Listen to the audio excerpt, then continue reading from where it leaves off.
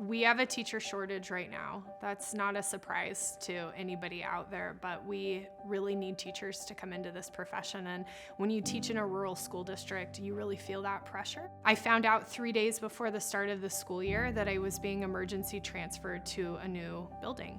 That was after teaching for 15 years in a school that I really love. And I am now teaching creative science, engineering, and design. Science is not my normal background. I was a wellness teacher. I was a language arts teacher before that, reading recovery teacher before that. And when I got the call, I knew this was needed. It wasn't even an option to say no. It was, no, this is what's best for kids. And so I showed up to Cedar Ridge and thankfully get to work with an amazing staff and another group of students that are incredible.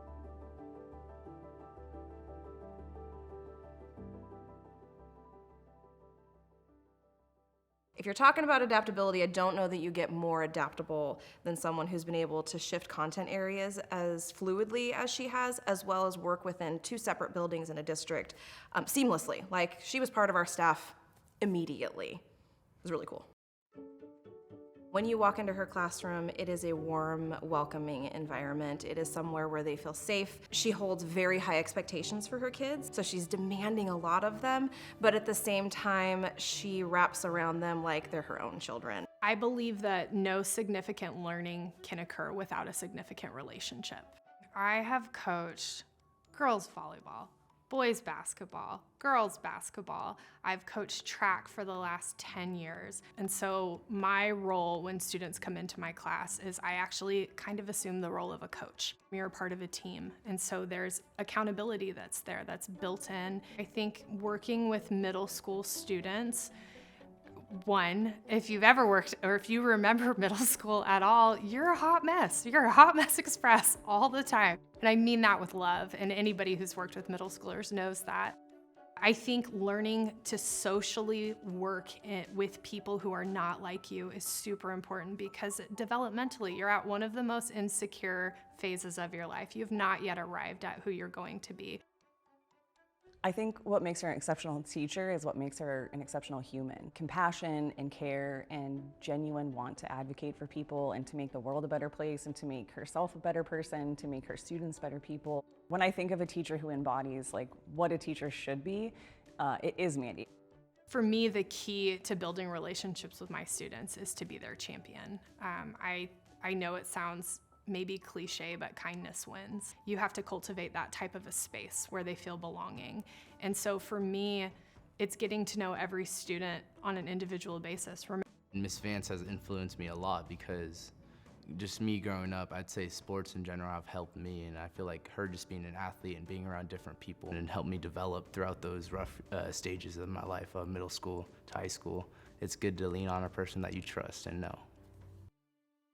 I think now, more than any other time in history, when we turned our teachers into COVID professionals and engaged kids that were going through some of the biggest trauma they ever have in their life, now is even more of a time where we have to reach out and recognize our teachers because they're carrying a lot of weight. When we found out we were going to distance learning as a district, our wellness team had to figure out a way to embed social emotional learning. If we're teaching them to show up and do what we need them to do academically, we have to support them holistically. At the start of the school year, all their cameras were off. They would not turn them on.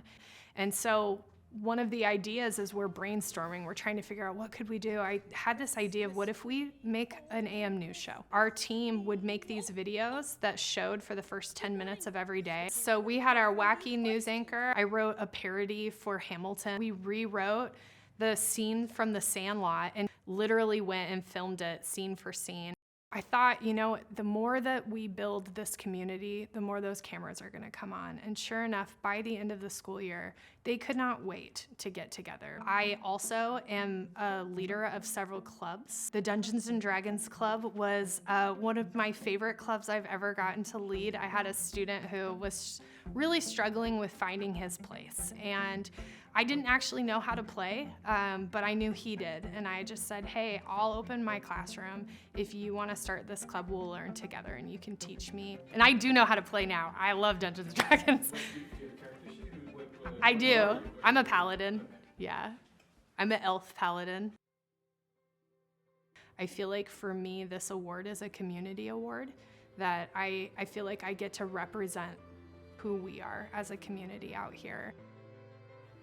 I'm so honored to be here, but I also know that I stand on the shoulders of giants, that I am a good teacher because of what I learn from others, what I learn from my students. Tell me a job where you get to pour into people every single day and you get to see these amazing human beings grow up and change the world someday. It has been the most encouraging experience I've ever had in my life. I have never received, I'm gonna get choked up, I've never received more emails saying thank you, stories I didn't even know that conversation had made a difference in their life, and just hearing, I had no clue that one instance put you on this trajectory. And that's actually my advice to teachers, is know that every moment counts, that you never know what impact you're going to have, what seeds you're going to plant, and how that's going to make a difference. So make the most of every moment, because they do shape people's lives. They shape mine. I mean, my teachers are the reason I'm here today.